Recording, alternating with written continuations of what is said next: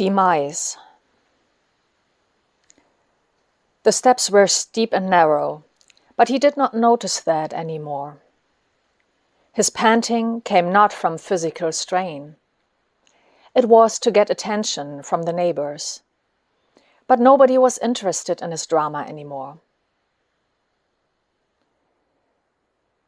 It was almost sharp enough to cut the air and split atoms, the hissing that left his lungs. Negativity that could not be contained in his human body any longer. Then words followed, incoherent to the non-existent onlooker, but in his mind, it all made sense.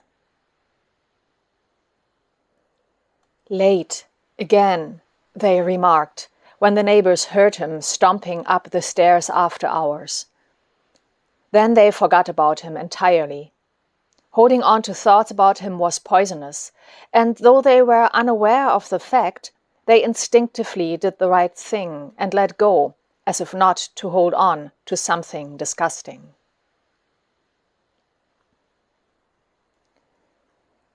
This wasn't where he'd left them. His thoughts. This wasn't where he'd left them.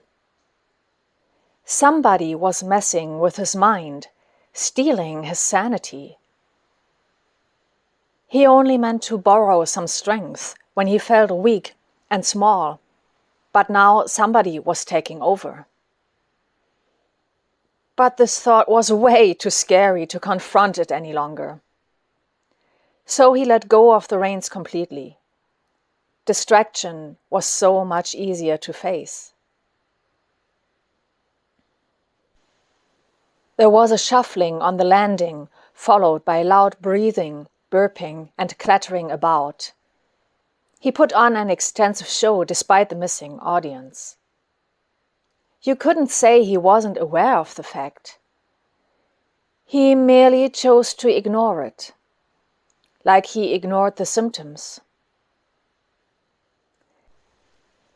The field felt smaller than usual, as if his life force was folding in.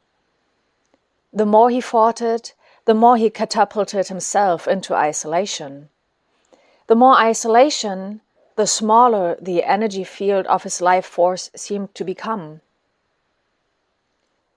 It was a very distinctive sound, the angry door banging.